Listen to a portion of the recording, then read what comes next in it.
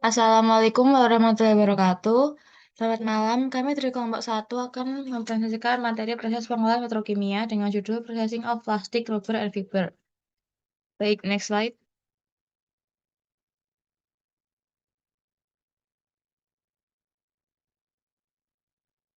Bisa di next slide.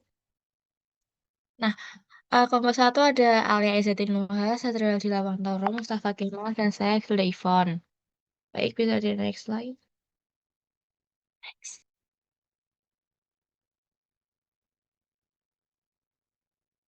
Nah, jadi di sini kita akan membahas tiga materi, yaitu ada plastik, karya sintetis, dan fiber. Nah, di plastik sendiri kita akan membahas apa itu plastik, lebih dan kekurangan, jenis-jenisnya, bahannya, dan proses pembuatannya. Di karya sintetis kita akan membahas apa sih yang karya sintetis, terus polimernya, bahannya, dan proses. Ada fiber sendiri kita akan menjelaskan tentang mengenai fiber dan proses pembuatan fiber. Baik, mungkin selanjutnya bisa dijelaskan oleh Saudara Alia.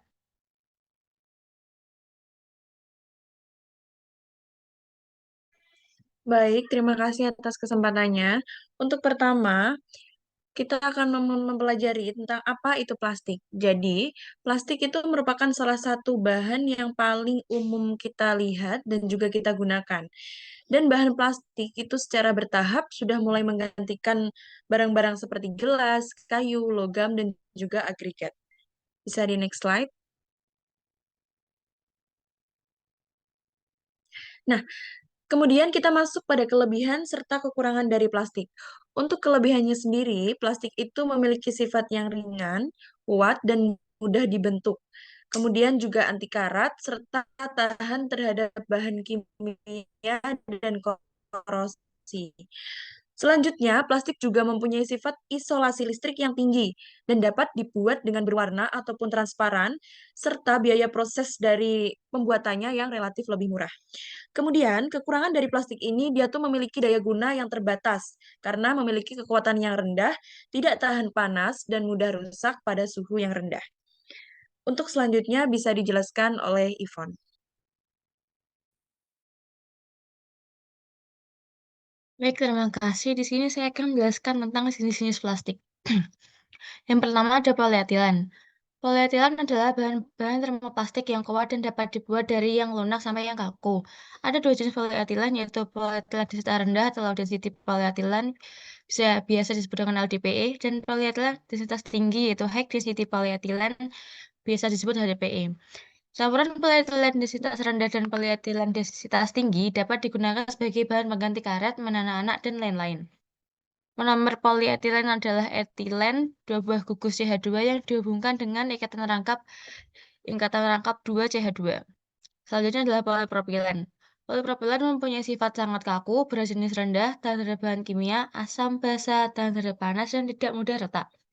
Plastik polipropilen digunakan untuk membuat alat rumah sakit, kemudian mesin cuci, kemudian mobil, dan lain-lain. Nah, polipropilen lebih kuat dan lebih tahan panas. Polipropilen memiliki titik lelah yang sangat tinggi, yaitu 160 derajat Celcius. Bisa di next slide.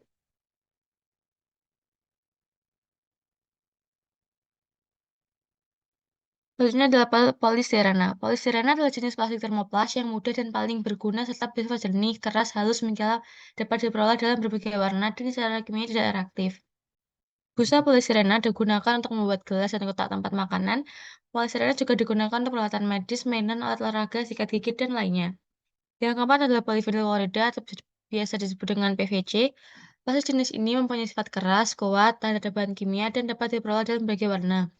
Jenis plastik ini dapat dibuat dari yang keras sampai yang kaku keras. Banyak barang yang dahulu dapat dibuat dari karet sekarang dibuat dari PVC. Penggunaan polivinyl klorida terutama untuk membuat jas hujan, kantong kemas, isolator, kabel listrik, ubin lantai, piringan hitam, fiber, kulit imitasi untuk dompet, dan pembalut kabel. Baik, selanjutnya bisa dijelaskan oleh Saudara Kemal. Baik, terima kasih atas kesempatannya. Di sini saya akan menjelaskan tentang bahan baku plastik. Secara umum, plastik dibentuk dari olahan unsur berupa karbon, hidrogen, oksigen, klorin, nitrogen, dan belerang. Walaupun begitu, ketika pertama kali dibuat, plastik sebenarnya berbahan baku bahan-bahan alami seperti getah, getah tumbuhan, sekresi serangga, dan tanduk hewan. Lalu seiring berjalannya waktu, plastik mulai ditambahkan dengan bahan lainnya. Selanjutnya akan dijelaskan oleh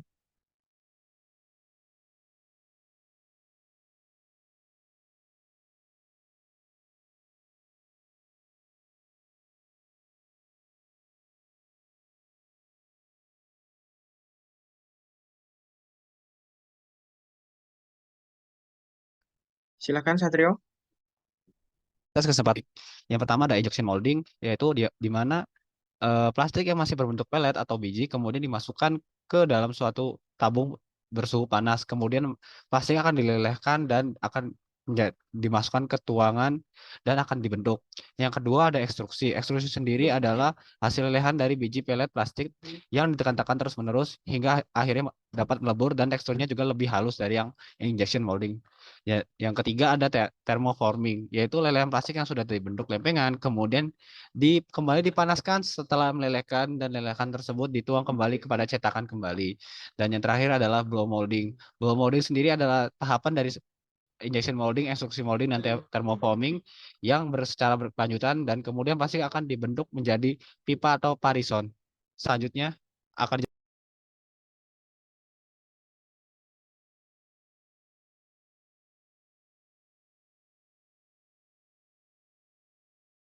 Baik, terima kasih atas kesempatannya. Di sini saya akan menjelaskan mengenai synthetic rubber. Apa sih itu synthetic rubber? Synthetic rubber atau karet sintetis merupakan jenis elastomer buatan yang dihasilkan melalui disintesis dari produk sampingnya bumi. Elastomer sendiri adalah bahan dengan mekanik atau materi properti yang dapat mengalami deformasi atau pembentukan kembali, yang memiliki sifat jauh lebih elastis di bawah tekanan dari sebagian besar bahan, dan masih bisa kembali ke ukuran sebelumnya tanpa deformasi permanen. Sekitar 15 miliar kilogram karet diproduksi setiap tahunnya, dan dari jumlah itu, 2/3 adalah produk sintetis. Karet sintetis seperti juga karet alami, memiliki kegunaan besar dalam berbagai industri, mulai dari industri rumah tangga sampai industri skala besar. Antara lain untuk produk jendela, pintu, selang, ikat pinggang, anyaman, lantai, dan peredam.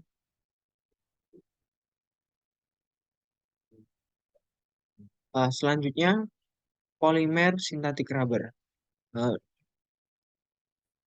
Eh, dalam synthetic rubber ini ada 3 macam polimer. Yang pertama yaitu neopren. Neopren merupakan polimer yang terbentuk dari kloropren. Kemudian kloropren dilakukan polimerisasi menggunakan oksigen atau peroksida, sehingga dihasilkan neopren atau polikloropren. Kemudian selanjutnya ada guna es. Guna es merupakan copolimer, susunan monomernya berbeda yang terdiri dari 1,3-butadiena dan styrena yang direaksikan dengan bantuan natrium dan terjadi polimerisasi menghasilkan guna es. Singkatan dari guna es sendiri merupakan butadiena, natrium, styrena. Kemudian ada guna N, sama dengan guna S. Guna N juga merupakan copolimer dari 1,3-butadiena dan achloronitril dengan bantuan panas dan peroksida sehingga akan terbentuk polimer karet sintetis guna N. Reaksinya adalah seperti gambar berikut. Selanjutnya akan dijelaskan oleh teman saya Alia.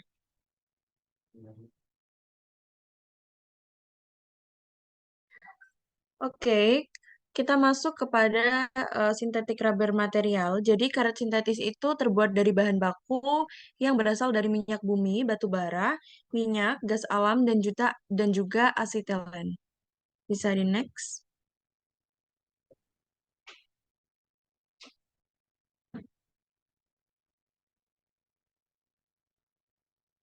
Nah, ini adalah beberapa keuntungan dari sintetik rubber. Jadi yang pertama, sintetik rubber itu tahan terhadap berbagai zat kimia. Kemudian, dia memiliki harga yang cenderung lebih murah dan dapat dipertahankan supaya tetap stabil. Dan yang terakhir, Karet sintetis itu dapat diubah susunannya, sehingga nantinya akan diperoleh sifat yang sesuai dengan kegunaannya. Jadi nanti dia itu akan menyesuaikan dengan apa yang dibutuhkan. Selanjutnya bisa dijelaskan oleh teman saya. Terima kasih. Di sini saya akan menjelaskan tentang proses pembuatan karet sintetis. Yang pertama adalah polimerisasi, merupakan proses awal dari pembuatan karet sintetis. Pada tahap ini ada 3 metode yang digunakan, yaitu emulsion, microemulsion, dan suspension polymerization. Proses ini dilakukan oleh perusahaan-perusahaan besar sekelas DuPont, Dow, H, Alcimon, Daikin, dan Dyneon. Proses yang kedua yaitu adalah isolation. Pada tahap ini, backbone polimer diisolasi, dikeringkan, dan dibersihkan. Setelah tahap ini, maka polimer tersebut sudah dianggap untuk siap diolah oleh compounder. Nah, yang ketiga adalah compounding atau mixing. Tahap ini merupakan tahap yang paling penting dalam menentukan sifat-sifat tambahan dari suatu polimer atau karet. Karena pada tahap inilah komputer meracik resepnya untuk menghasilkan bahan baku yang sesuai keinginan pesanan. Pengalaman dan pengetahuan komputer pada tahap ini sangat krusial untuk menghasilkan material yang berkualitas. Tentunya adalah extraction atau forming atau remolding. Setelah proses selesai di mixing, maka material yang masih berbentuk lembaran dibentuk lagi menyerupai produk akhirnya, supaya dengan mudah dapat diproses pada molding nantinya. Misalnya untuk O-ring, material tersebut akan dibentuk menyerupai kabel yang panjang. Selanjutnya proses molding ya, proses inilah yang menentukan akan berbentuk seperti apakah produk akhir tersebut dengan kombinasi panas dan tekanan yang sesuai. Maka akan dapat produk akhir yang sempurna. Selanjutnya adalah flash removal. Setelah dari proses molding, biasanya produk akan terdapat sisa-sisa material yang menempel. Pada tahap ini, sisa-sisa tersebut dipisahkan sehingga didapat produk akhir yang sesuai dengan cetakan. Kemudian ada post scarring. Terkadang pada tahap molding, tidak semua proses kimia dapat terjadi dengan sempurna. Sehingga untuk memisahkan sisa-sisanya dilakukan proses scarring. Yang selanjutnya adalah finishing dan inspection. Setelah selesai diproses, maka produk akhir hendaknya dibersihkan dan dilakukan pengetesan apakah sudah sesuai dengan harapan atau tidak. Dengan adalah cleaning. Semua proses telah selesai dan produk akhir yang didapat telah sempurna, maka produk tersebut dicuci bersih dari kotoran-kotoran yang mungkin menempel pada proses produksi sebelumnya. Yang terakhir adalah packaging. Nah, setelah proses produk akhir sudah bersih dan siap untuk dikirim atau disimpan, sebaiknya dimasukkan ke dalam kemasan agar tidak terkontaminasi dari lingkungan luar. Nah, sekian proses dari series rubber. Selanjutnya akan dijelaskan oleh Saudara Satrio.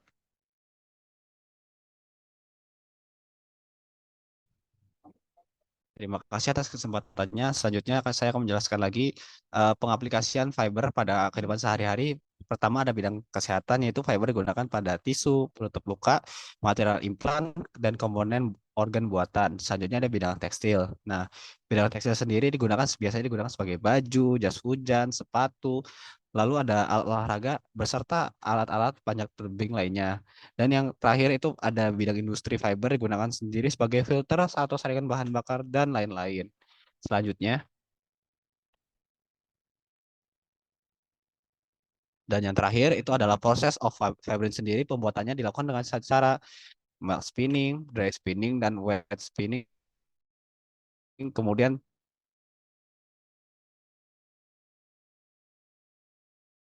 spinning dari part sendiri, dan ini sangat saling berkaitan. Nah, terima kasih.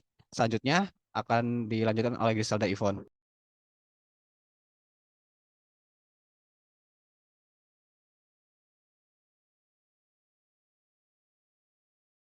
Baik, terima kasih atas atensinya. Sekian dari kelompok kami. Wassalamualaikum warahmatullahi wabarakatuh.